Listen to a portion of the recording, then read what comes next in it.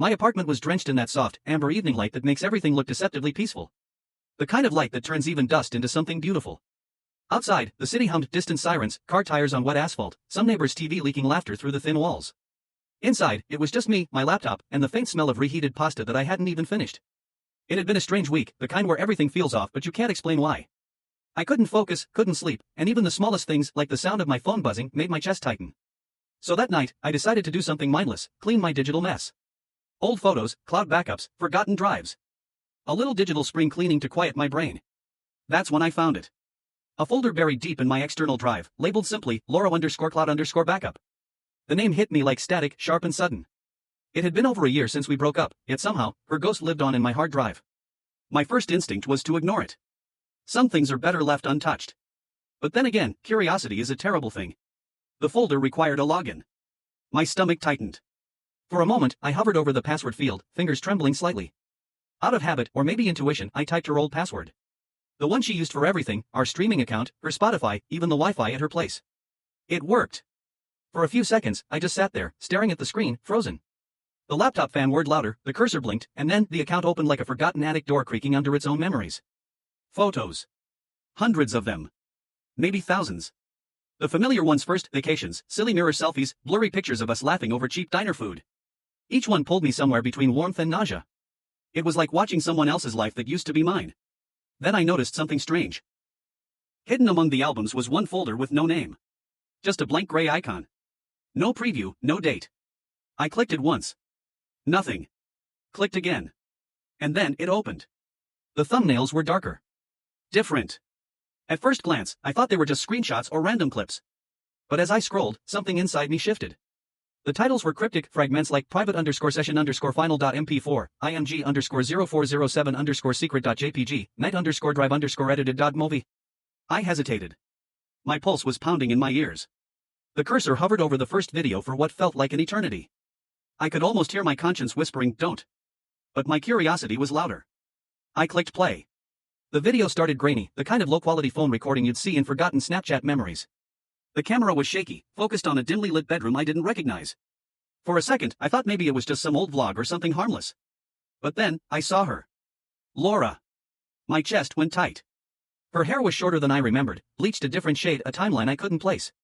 She was laughing, saying something to someone off camera. I couldn't hear the words, but her tone, playful, warm, was unmistakable.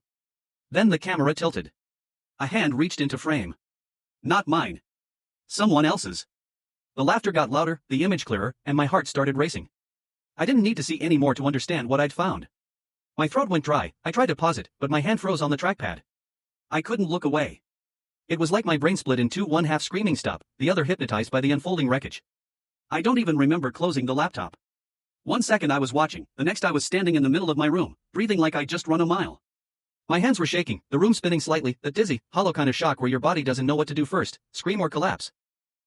I sat back down, staring at the black screen, the faint reflection of my own face staring back at me. I looked different. Pale. Hollow. Like I just unearthed something that was never meant to be seen by anyone, especially not me. But then, curiosity, that awful, gnawing curiosity, came creeping back. There were more files. A dozen. Maybe more. My hand moved before I even made the decision. Click. Another video. Then another. Each one worse than the last, not because of what they showed, but because of what they meant. Dates lined up with the time we were together. Names of files matched weekends when she told me she was visiting her mom. It wasn't just betrayal. It was documentation of it. When I finally stopped watching, it was almost 3 a.m. The city outside was dead quiet, even the usual hum of traffic had faded. I could hear my own pulse in the silence. Somewhere between anger and heartbreak, I noticed something else, a folder inside the folder, marked with a single word, drafts. And for reasons I still don't understand, I opened it.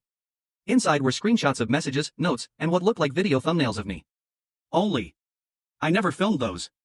When I opened the folder, the room felt smaller, like the walls were quietly moving closer with every file that loaded. The air had that static weight you feel before a thunderstorm, only it wasn't outside. It was in me. The folder contained dozens of screenshots, random stills of me sitting at my desk, cooking, even sleeping. At first, I thought it was my webcam glitching or maybe security footage I didn't remember setting up. But the angles, they weren't possible from my devices. Someone had filmed me from inside the apartment. There were timestamps. Each one aligned with nights Laura had said she was going to bed early or taking time to work on her art. My stomach turned. I clicked on a short video clip labeled test1.mov. It opened with my face zoomed in, uncomfortably close. I was asleep. The faint sound of breathing, not mine, filled the background. The camera panned slowly, shaking slightly as if held by trembling hands. Then it pointed at Laura half hidden in the darkness, standing by the door, watching me. Her expression wasn't what I remembered. It wasn't loving or tender. It was curious. Observing. Like I was some kind of experiment she was recording. The file cut off suddenly, like it was interrupted. I leaned back in my chair, frozen. The only light in the room came from the laptop screen, casting sharp shadows across the walls. I could feel sweat gathering on my palms even though the apartment was cold. It was at that moment I realized this wasn't just about cheating. This was something stranger. Deeper. A double life I'd never even noticed living beside me. I kept scrolling. More clips. One of me talking on the phone. Another of me working late, unaware that just outside the window, a reflection showed her holding a camera. Every time I thought I'd reached the last file, another appeared like the account itself was alive, taunting me, feeding me pieces of truth too twisted to digest all at once.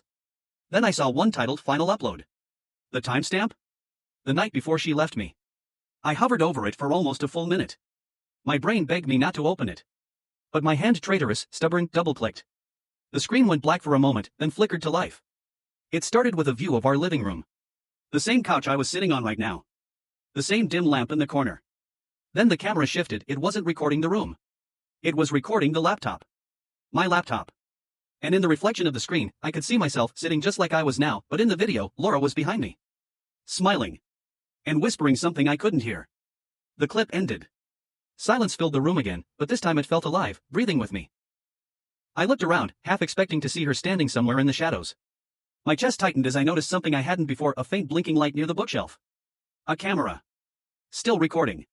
I froze. The account wasn't old. It was still being used. I didn't move at first. My eyes locked on that tiny red dot blinking in the dark like a pulse, steady, patient, watching. The air felt heavier now, every sound exaggerated, the low hum of the fridge, the faint tick of the wall clock, the whisper of the laptop's fan. It was like the whole apartment was listening. Slowly, I stood up. My heartbeat was loud enough to drown everything else. I stepped toward the bookshelf, each creak of the floorboards cutting through the silence. The blinking light reflected faintly on the glass of a picture frame, one of me and Laura, smiling at some long-forgotten vacation spot. The closer I got, the more I could tell this wasn't a cheap webcam. It was newer. Clean. Purposefully hidden. I reached behind the frame, pulled it out, and the cord snapped loose with a spark. The red light died instantly. My laptop chimed. A new notification appeared on the screen. Connection lost, device offline. The name of the device was LUnit02. For a moment, I just stared at the screen, completely still. Then another notification appeared. New login detected from another location. The map popped up. It wasn't far, maybe a few blocks away. My chest tightened as I watched the icon move, like someone walking, slowly. I closed the laptop, grabbed my keys, and stood in the middle of the room trying to convince myself not to do what I was already doing. But the truth was, I needed to know. Needed to see. The night outside was cold, the kind that bites your face and numbs your fingers even through your pockets. Streetlights flickered weakly, and the city seemed too quiet for its size. My breath turned into clouds as I followed the address. It led me to an apartment building I recognized, Laura's old place. The one she claimed she'd moved out of months ago. The windows were dark except one on the top floor, faintly glowing blue. I climbed the stairs, each one creaking under my shoes. The door to her old unit was slightly open. My pulse hammered in my ears as I nudged it wider. Inside, the air smelled like dust and something faintly metallic, like old electronics. The room was nearly empty except for a table, a laptop, and another camera facing the doorway. Her laptop. The same wallpaper. The same folders. But this time, one of the folders had a new name, Alex_Cam. And beneath it, a file dated 5 minutes ago. I walked closer, every instinct screaming to stop, but I couldn't. The screen was still warm from use. I opened the file. It was me. Standing in my apartment. Looking directly at the camera just moments before I pulled the plug. I slammed the lid shut, my hands trembling. The lights flickered once, and I felt, or maybe imagined, a shadow move in the corner of the room. No one was there when I turned. But I could feel something, a presence that didn't belong. When I got back home, my laptop was open. The screen read. Sync complete. And the last file in the folder was a video thumbnail labeled. He found me. I don't open my laptop at night anymore. Sometimes, though, I swear I still hear the faint sound of typing, like someone's updating a file I can't see.